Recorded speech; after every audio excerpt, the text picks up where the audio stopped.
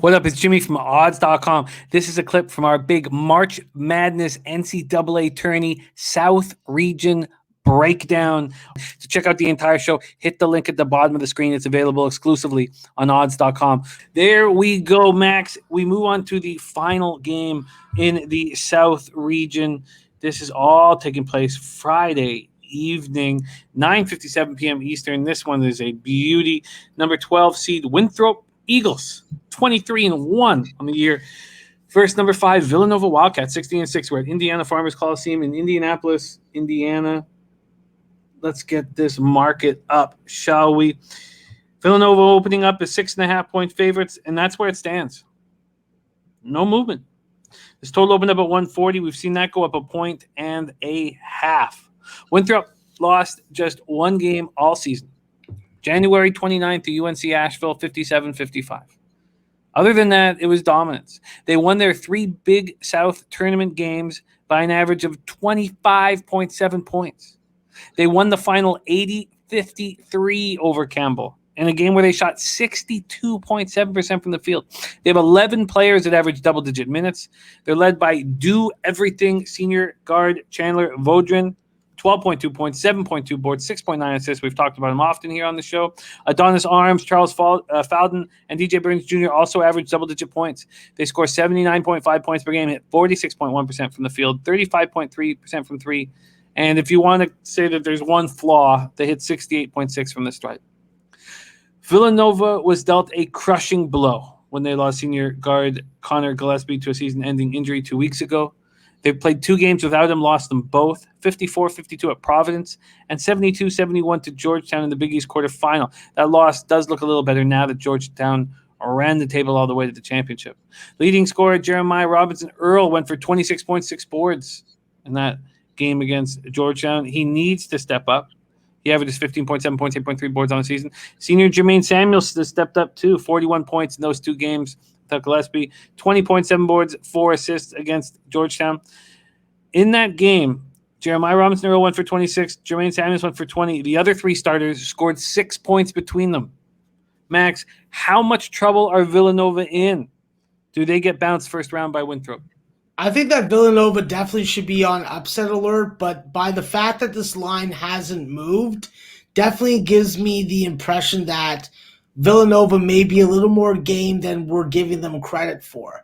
I think that it's undeniable to say that without Colin Gillespie in this 4-out, 1-in offense, that they're better. They're just not. Archie Diacono is not his brother. Justin Moore is working through some injuries himself. And listen, it's going to come down to Jeremiah Robinson Earl, Jim. I think that with him, he's got to get that high post scoring going. And he's got to be able to also do some work at covering up at the rim. You got to close up those gaps against this freaking Winthrop team because they will crash right through it like a rhino through a wall. I think that when you look at Nova, their best game plan is to slow the tempo as much as they can versus Winthrop with a ton of traps. You got to just zone trap this team. When this team wants to run, you got to freaking let them run into a trap and hopefully force a turnover.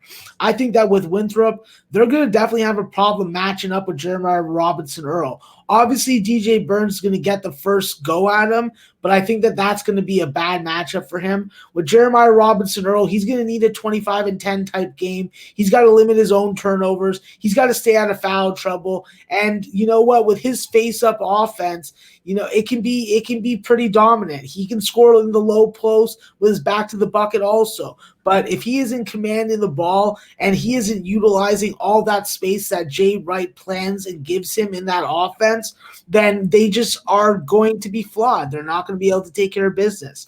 Obviously, with Jermaine Samuels, he stepped up. The three-point shot's been great. His length and versatility is definitely noticed. And with his ability to steal the ball, with his ability to stack on defense, you know, this is a guy that uses his length wisely, attacks the glass, does a good job boxing out, and his court vision and all ball IQ is definitely top notch. He wants the spotlight. This is the opportunity that he's been looking for, and if he has one of those big games where he hits 5 to 7 threes and gives you 30 points, it's going to be tough for Winthrop to stay in this game for 40 minutes.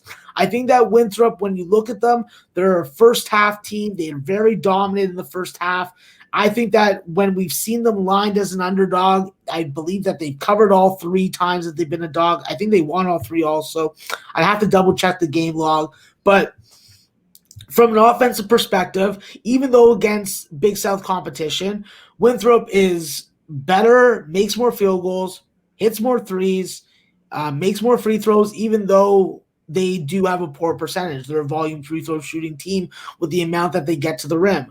This is definitely a huge step up in class, but if they move the ball and limit their silly turnovers, they're definitely a good team. They play a form of pack line defense. They close out really well on jump shooters at the top of the circle where Jermaine Samuel, where Caleb Daniels wants to shoot the ball. And listen, they're going to push off every miss. So if you don't get back on defense, they're going to get a lot of easy layups. And with Jeremiah Robinson-Earl, you're going to definitely have to bring a couple guys off the bench to try and match up against him. I think that with the post defense of Winthrop, they're going to get beat down there. But as long as this team can score more than 65, they're going to be in this game, and this game is going to go over. I had this game lined at 145.5, so I'm definitely taking the over, Jim.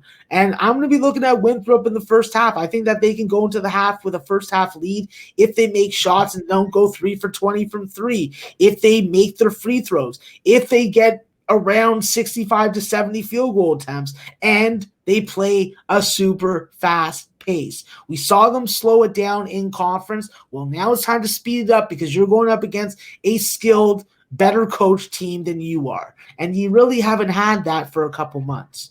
So I'll take Winthrop first half at whatever number you can get me, and I'll take the over full game. We have a 142 and 141.5 to minus 110. So we'll start that. Over 141.5 minus 110? Yep, that works for me. Over 141.5 at minus 110. Available at FanDuel. And now let's shop first halves for our Maxwell Smart here. Let's see what we can give them. We're going to start at FanDuel. FanDuel offering us a plus 3.5 at minus 110. Can we beat that? Same at Bet365. MGM, you've been good to us. Can you continue that? First half. Same, plus 3.5, minus 110. And FoxBet. Close up shop on you. Oh, they haven't been giving up first half spreads. And let's see if they are now. No, they're still not.